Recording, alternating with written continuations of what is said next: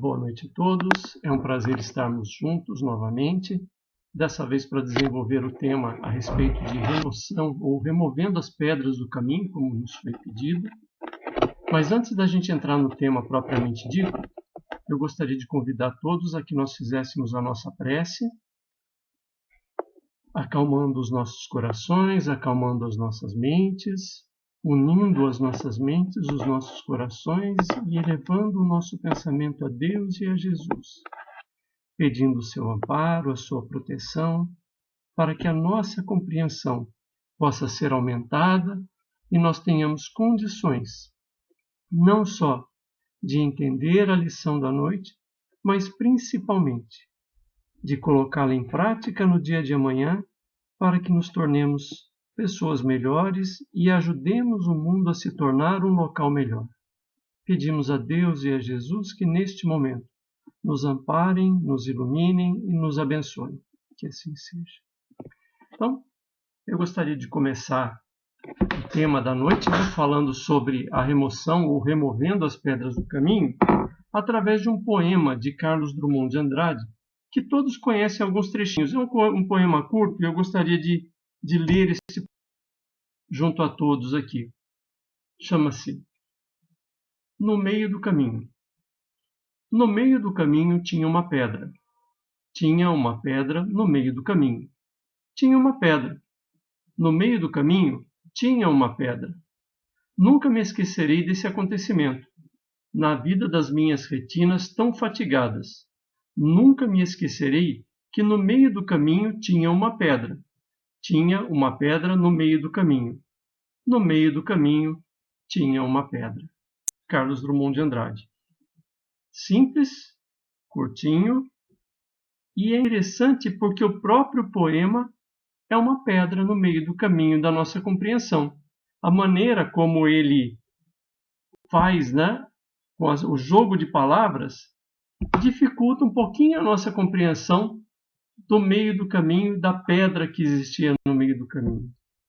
No caminho do Carlos Drummond de Andrade havia uma pedra, nos caminhos também temos, Veja, no poema do Drummond, simples, pouquíssimas palavras, mas havia o embaraço da leitura, pela maneira como ele juntou essas palavras.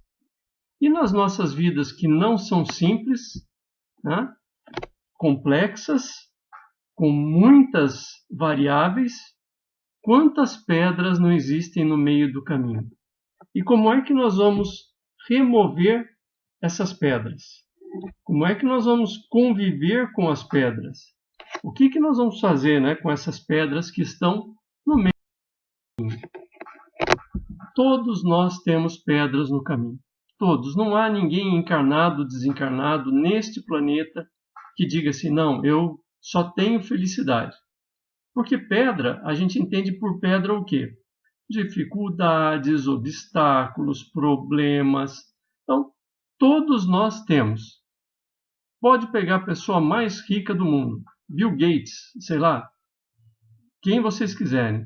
Ele também tem os seus problemas.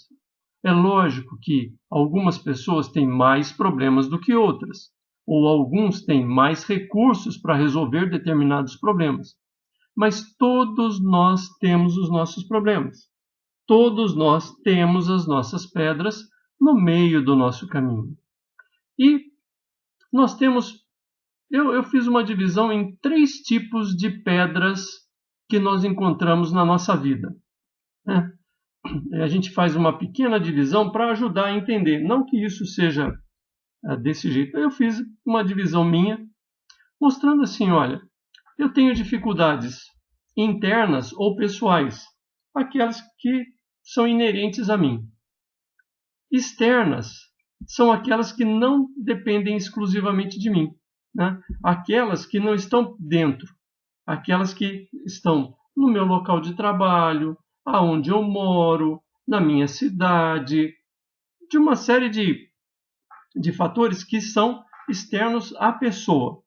E aqueles que a gente poderia chamar de individuais, ou espirituais, espirituais.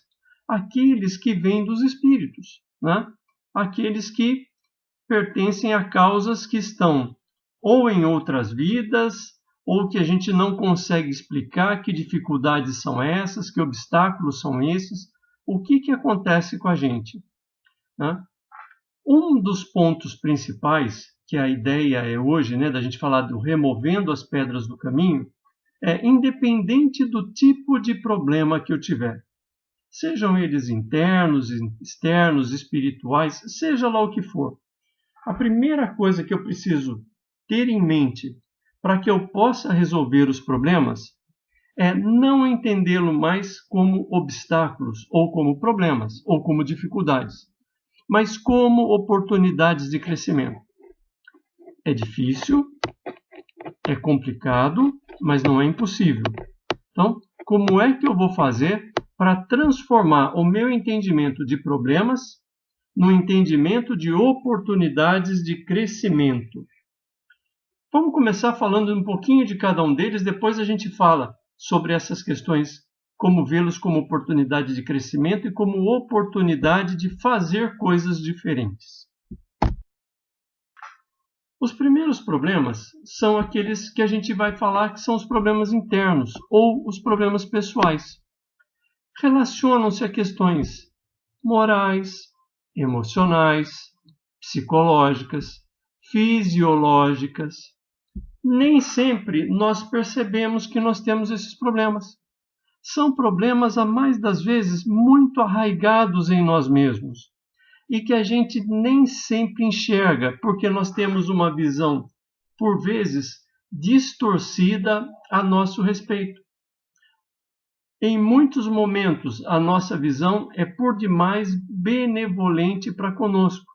Nós sempre estamos certos, os outros é que são errados, né? Nós sempre temos razão, os outros é que pecam. Então, quando a gente tem essa visão distorcida, a gente não consegue perceber nossos próprios problemas. Por isso Sócrates dizia, né? Na verdade, não é nem o Sócrates quem fala, o filósofo Sócrates quem falava isso, né? O conhece-te a ti mesmo, ou conhece a ti mesmo. Porque se eu não me conhecer, boa parte dos problemas que nós temos, que são problemas pessoais, ficam disfarçados. Se eu tenho uma visão distorcida a meu respeito, eu não consigo enxergar que muitas vezes, para muitos dos problemas pelos quais eu passo, o causador do problema na realidade sou eu, né? Eu sou aquele que causa o problema, porque eu tenho problemas emocionais, eu tenho problemas psicológicos, fisiológicos, ou seja lá o que for. E como a minha visão é distorcida, eu não consigo enxergar que o problema está em mim e não nos outros. E eu ponho a fonte dos problemas nas pessoas que estão ao meu redor. É interessante a gente notar, Paulo de Tarso dizia o seguinte, que ele, Paulo, né, disse, o 13º discípulo, dizia assim com muita clareza, que ele tinha um espinho na carne. E todos nós temos espinhos na carne. Todos nós temos os nossos problemas, as nossas dificuldades. Porque nós somos ainda espíritos em evolução, né? Nós não chegamos a nenhum patamar elevado de evolução. Nós ainda estamos no início da jornada espiritual. E como estamos nesse início de jornada, nós ainda trazemos em nós muitos problemas, né? Relacionados às nossas viciações de outras vidas, porque faz parte do crescimento do espírito. Agora, compete a nós superar. E para que eu possa superar esses problemas que muitas vezes, né, nos causam um prejuízo danado em relação a amizades, em relação a uma vida mais tranquila, eu preciso de ajuda profissional. Eu preciso contar com médicos, com psicólogos, com psiquiatras, com terapeutas. Todo esse arsenal de profissionais ligados, né, a essa área da medicina, eles estão à nossa disposição para nos ajudar a remover essas pedras do caminho, né? Pessoas que estudam uma vida inteira com o objetivo de nos auxiliar. E a gente precisa entender que psicólogo, psiquiatra, terapeuta não é para os outros, é para nós. Faz parte desse remover pedras do caminho, a remoção dessas pedras que estão por dentro de nós e que causam tantos problemas, para que a gente possa crescer, crescer como pessoa, crescer como profissional, crescer, né, em todos os sentidos possíveis de nossa vida e ter uma vida mais tranquila, né, para que o nosso caminho seja mais suave, né? Além disso, contar com a terapêutica espírita, a oração, o passe, a água fluidificada, a palestra, os cursos de orientação do centro, que são orientação, não é orientação mediúnica, é orientação para a vida, né? E eu poderia dizer até o seguinte, que a terapêutica espírita concentra-se nas palestras, nos cursos de orientação para a vida. O passe, a água fluidificada, são duchas de energia. A pessoa vai lá para se recarregar, mas é através da palestra e dos cursos que a casa oferece que nós vamos conseguindo perceber os problemas que nós temos. Nós passamos a entender que nós somos espíritos imortais, que ainda estamos no início da nossa caminhada e que muito do que acontece conosco ainda está ligado a essa nossa condição inferior, que nós trazemos problemas de outras vidas, que nós, através do nosso pensamento, nos ligamos a entidades infelizes, e isso vai nos ajudando à libertação. Libertação do quê? De nós mesmos, do homem velho, nos transformando num homem novo, certo? Então, nós precisamos desse tipo de auxílio, né, para que nós possamos superar esses obstáculos pessoais, essas pedras que nós trazemos. Como eu estava dizendo, né, são os obstáculos mais difíceis da gente superar, certo? Podemos continuar falando sobre as pedras externas. Pedras externas são aquelas que, como o nome diz, estão fora da gente. Exemplos, né, alguns exemplos de pedras externas que nós podemos ter. A instrução, poder econômico, família, ambiente de trabalho, o local onde eu moro, a sociedade em que eu vivo e milhares de problemas que vêm de fora. Milhares de pedras. A pergunta é, como os problemas não vêm sozinhos, né? Lógico, tudo vem de uma vez só às vezes, né? A pergunta é, como nós vamos superar essas coisas? Como é que eu posso fazer? Às vezes eu tenho uma série de problemas. Como é que eu vou conseguir superar tudo isso? Como remover conjuntos de pedras do meu caminho? Gente, vamos ser muito honestos. Primeira coisa, não dá para resolver tudo, todos os nossos problemas, em uma vida só. Não adianta querer fazer isso, porque aí você fica doido e não resolve nada. Pelo contrário, você só aumenta o seu problema. O que nós vamos fazer, então? A melhor coisa é estabelecer prioridades. Quais são os problemas externos que mais me atrapalham? Quais são as maiores pedras, aquelas que mais dificultam o meu caminho? Como é que eu posso removê-las? Então, a primeira coisa, prioridades. O que eu vou fazer? Então, primeiro, estabeleço quais são os problemas que mais me causam prejuízo. Prejuízo em todos os sentidos, não é só o prejuízo financeiro. O que eu vou fazer? Quem são eles? Depois, vou estabelecer um objetivo. Se eu já sei que X, Y, Z são meus problemas principais, agora eu vou atacá-los. Como? Bom, estuda o problema. O que dá para eu fazer? O que eu posso fazer no prazo imediato, daqui a um tempo médio e no longo tempo? Não dá para resolver tudo do dia para a noite. É muito difícil. Poucos são os problemas em que você vai conseguir dar jeito do dia para a noite. Eu preciso, então, desenvolver uma estratégia em que eu tenha o imediato, o tempo médio e o longo tempo, para que eu possa fazer as coisas aos poucos e realmente resolver. Uma das questões que nós temos é que nós queremos tudo imediato, né? imediatamente não dá para resolver todos os problemas na vida, porque às vezes foram anos que os problemas externos foram se acumulando e agora não dá para resolver tudo de uma vez. Então eu preciso definir um objetivo a ser alcançado, estudar o problema, determinar que ações eu posso tomar então nesses 3 momentos, o imediato, médio prazo e longo prazo. Ter um plano B, porque se o plano A falhar, eu não posso ficar com uma mão na frente e outra atrás. O que eu vou fazer se falhar o que eu estou fazendo? O problema é que a gente não está acostumado a agir dessa maneira. A gente acha que o fato da gente chegar lá e dizer assim, eu quero resolver, as coisas vão acontecer. E não funciona desse jeito.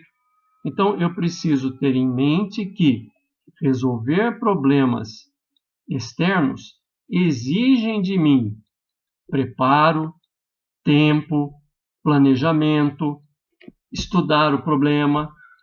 Querem ver um problema? Querem ver assim, um exemplo muito claro?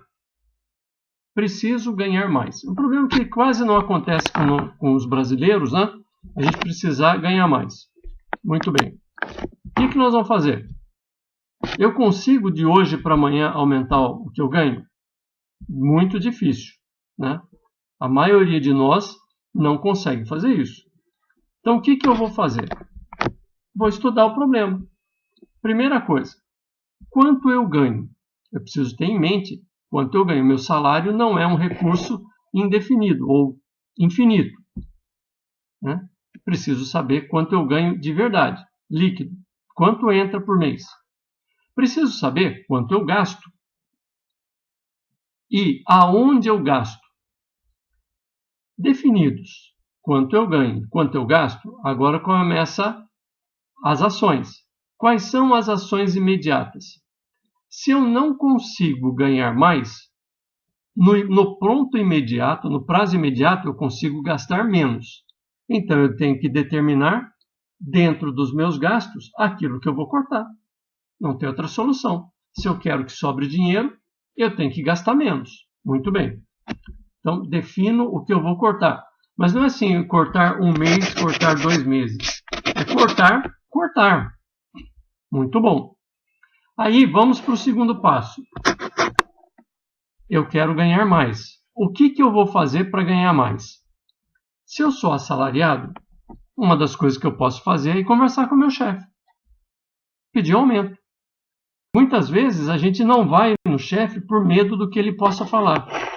Gente, quando a gente vai pedir aumento, o não você já tem. Falar não é a mesma coisa que não pedir aumento. Então, se você já tem um não, vai lá falar. Converse com ele, explique a situação. Você não precisa dizer quais são os seus gastos, não é isso. Mas diga, chefe, eu preciso de aumento. Ou eu gostaria de ter um aumento por causa disso. Argumente, converse. Você não tem que brigar com ele, você tem que argumentar. Qual a possibilidade de eu ter um aumento? Como é que as coisas funcionam aqui na empresa? Se eu não sou assalariado, bom, aí é uma outra questão. O que eu tenho que fazer para vender mais, faturar mais? Eu tenho que estudar.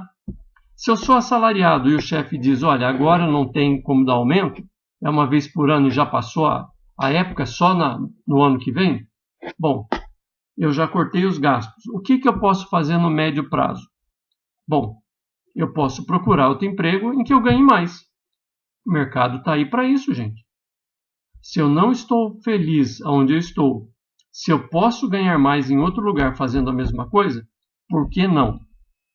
Procure, você não precisa anunciar para todo mundo, mas fique de olho nas oportunidades, né?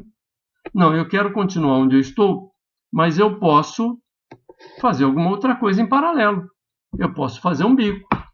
Eu posso ser empreendedor. Eu vou fazer bolo para fora. Eu vou lavar carro. Eu vou fazer alguma outra coisa que me dê dinheiro. Ou seja, eu vou estabelecer uma maneira de enfrentar o problema e resolver o problema. Certo? Aí tem muitas oportunidades, muita coisa que a gente pode, né, poderíamos discutir a noite inteira, coisas a fazer, mas o importante é entender que os problemas externos estão aí para serem resolvidos, né? Eu não preciso ficar contando aqui o que fazer, como fazer, para que fazer. O importante é que a gente tenha em mente que se eu tenho um problema, ele precisa ser resolvido. E às vezes, esse resolver exige atitudes diferentes daquelas que eu tomo, daquelas que eu venho tomando há muito tempo. Na minha casa tem uma pessoa difícil. Legal. O que eu fiz até hoje com essa pessoa difícil? Eu deixei ela de lado? Que tal tentar fazer com que ela seja mais fácil, deixando de deixá-la de lado, né? Trazendo ela junto a nós? Será que não é isso que está faltando? Nós já procuramos entender as razões dela, por que ela é desse jeito? Nós já ouvimos essa pessoa? Então, às vezes, falta esse tipo de coisa. E agora, uma coisa é certa. Se aquela pessoa difícil, eu sempre deixá-la de lado, ela vai continuar sendo difícil pro resto da vida, né? Então, nós precisamos, em determinados momentos, agir de maneira diferente para resolver os problemas. Falamos aí espirituais. Vamos nos lembrar, e eu vou pedir licença para ler a pergunta 459 do Livro dos Espíritos. Quando Kardec pergunta aos espíritos, né? Os espíritos influem em nossos pensamentos e em nossos atos? A resposta: muito mais do que imaginais, pois frequentemente eles vos dirigem. Então, a gente juntando isso, né? Essa resposta muito interessante, com o fato de nós atrairmos, né, aqueles espíritos que se ligaram a nós no passado e que nem sempre foram felizes ao nosso lado. Outros que em nossos momentos de invigilância nós atraímos e que, em função da nossa pouca elevação, continuam do meu lado, né, continuam ao nosso lado, o que acontece? Criam embaraços para nós. Às vezes a gente não sabe determinadas situações e coisas de onde vêm.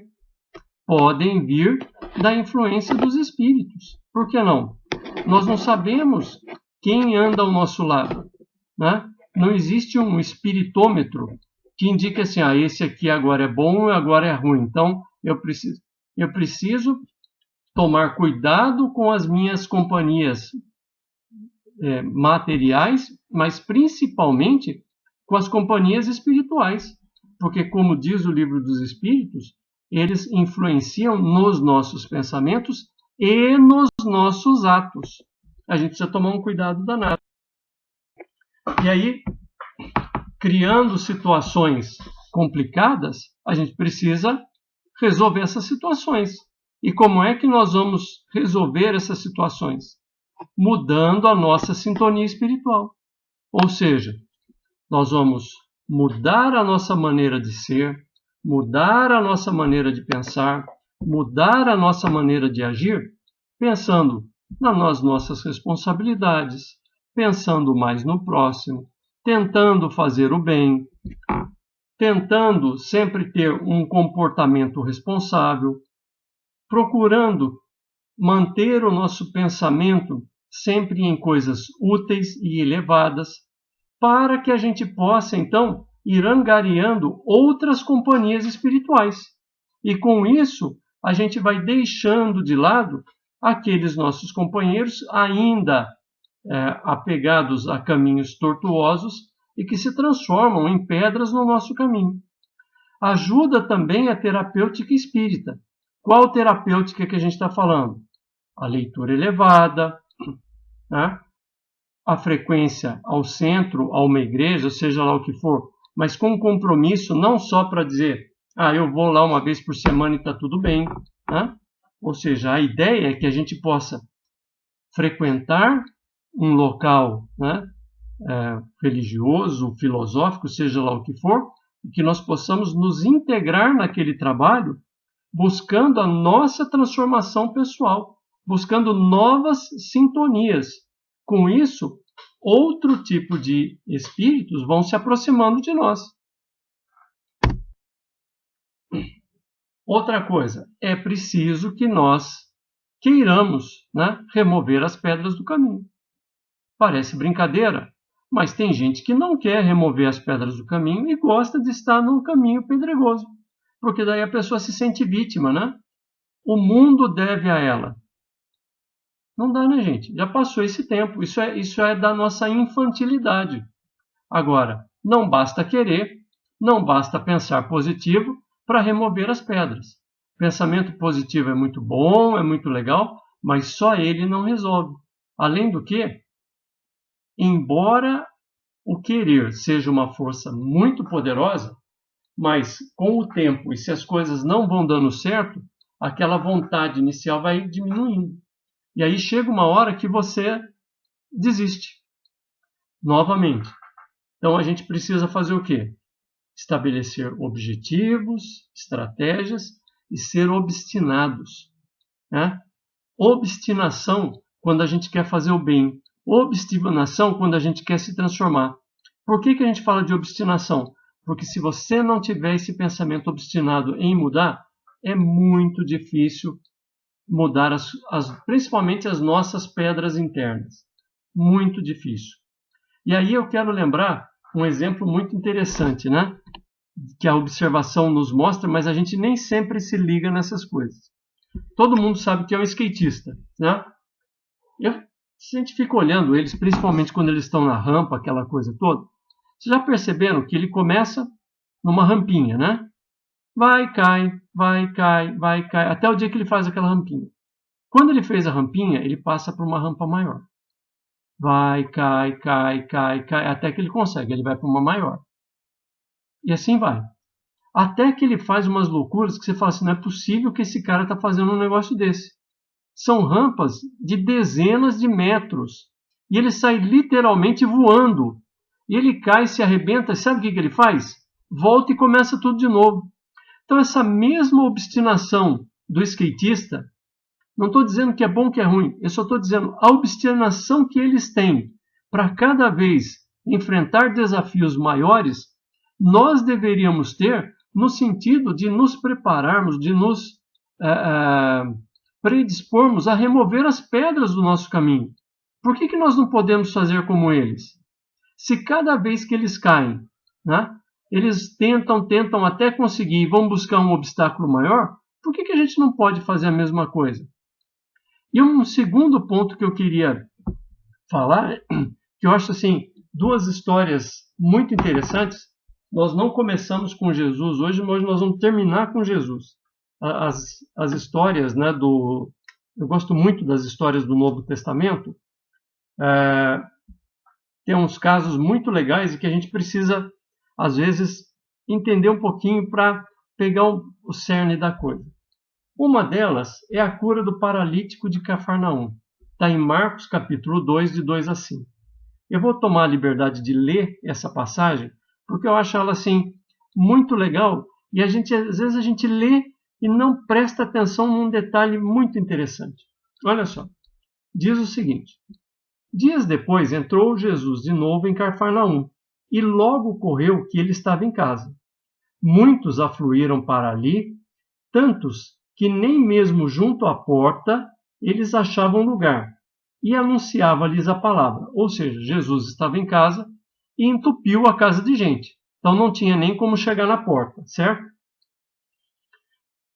Alguns foram ter com ele, conduzindo um paralítico, levado por 4 homens. Ou seja, 4 amigos se juntaram e foram levar um paralítico até Jesus, para que Jesus o curasse, lógico, né?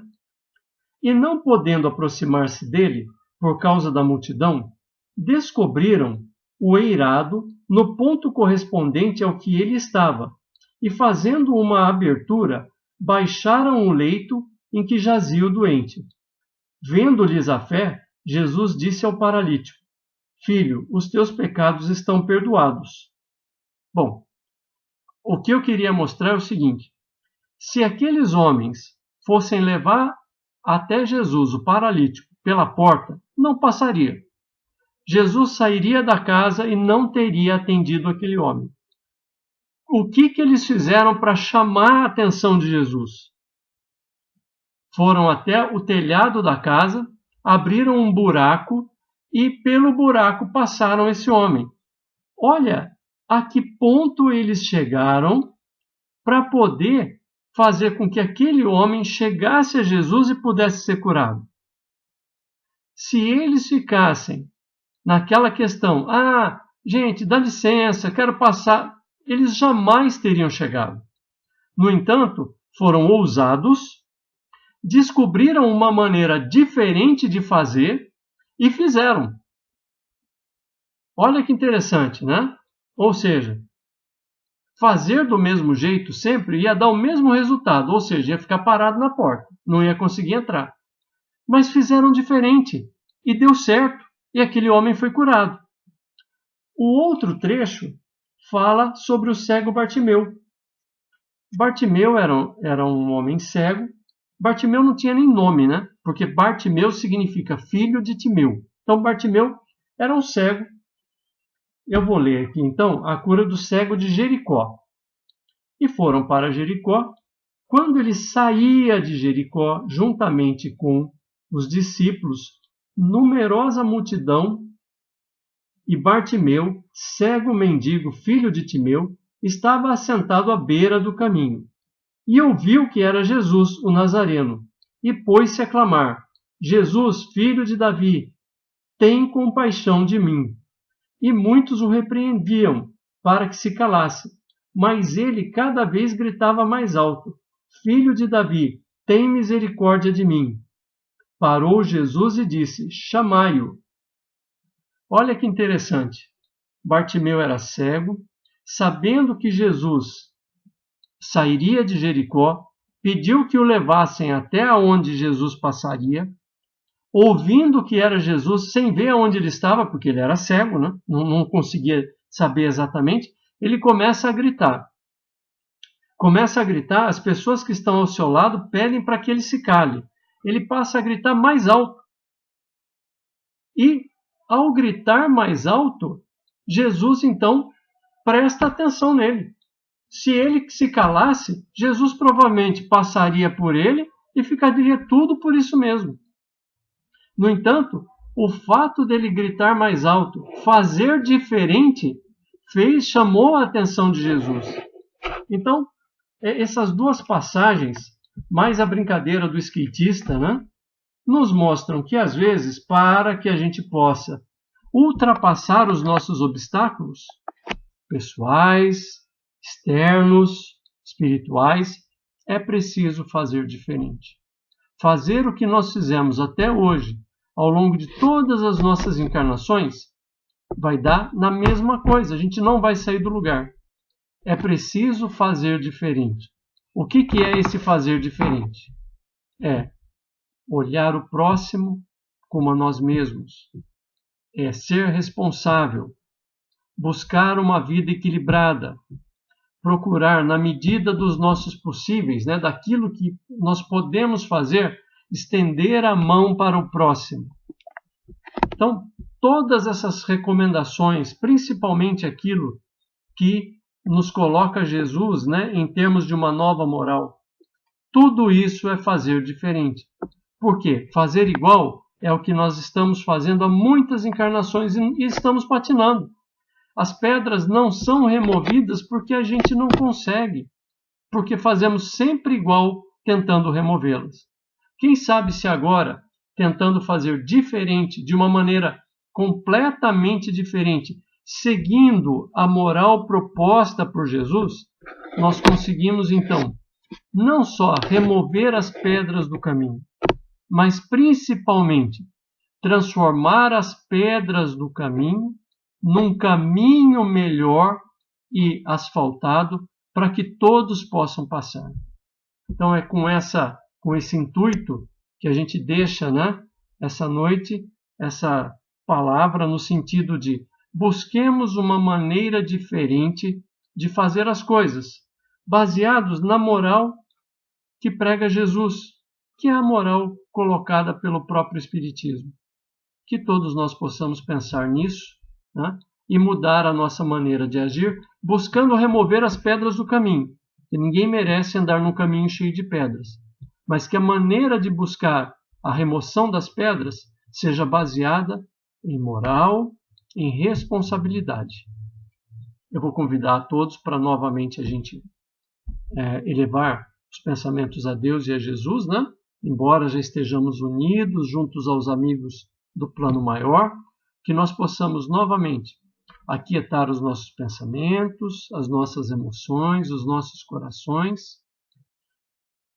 E antes de mais nada, agradecer a Jesus pelo fato de estarmos aqui. Agradecer a Deus pela nossa vida, agradecer a ambos por tudo o que temos, pela oportunidade de estarmos juntos, agradecer pela oportunidade de estarmos vivos neste momento de tanto aprendizado e de tantas oportunidades para que possamos progredir e ajudar o nosso próximo a progredir. Queremos aproveitar também o momento e pedir, meu Deus, para que a tua mão amiga possa abençoar o mundo em que vivemos. Que o teu amor possa se derramar sobre todos aqueles que aqui habitam. Que nós possamos, Senhor, ajudar a construir um mundo melhor. Que nós possamos vencer os nossos preconceitos. Que nós possamos compreender que somos todos irmãos dentro de um mesmo barco e que precisamos remar juntos sob o comando do Mestre amado Jesus. Pai de amor e bondade, que a tua mão amiga possa abençoar todos aqueles que sofrem nesse instante, que sofrem por problemas morais, espirituais, físicos, seja lá onde for. Pedimos também as suas bênçãos para todos aqueles que tomaram para si a tarefa de cuidar de alguém. Médicos, enfermeiros, cuidadores, motoristas de ambulância, todos aqueles que nesse instante dedicam a sua vida a cuidar do próximo, seja lá onde for. Que todos eles também sejam abençoados e possam receber também as tuas bênçãos. Pedimos, Senhor, pelo nosso país, para que nós possamos ter um país melhor e, principalmente, para que os nossos políticos possam deixar de lado os seus problemas pessoais, as suas rixas e pensar no povo. Permita que as melhores decisões sejam tomadas levando em consideração o povo. Pedimos pela nossa casa, que nos acolhe, que nos abrigue e permita que nós estejamos nesta noite aqui. E olhe os nossos lares. Abençoa todos que estão nos nossos lares. E por fim, Senhor, nos abençoa. Permita que nós possamos, cada vez mais, estar no teu caminho, estar junto a ti, independente dos nossos erros, dos nossos acertos, que nós possamos continuar sempre no teu caminho e permita, Senhor, que nós possamos ajudar no que for possível na construção de um mundo melhor. Nos ampara hoje e sempre, que assim seja.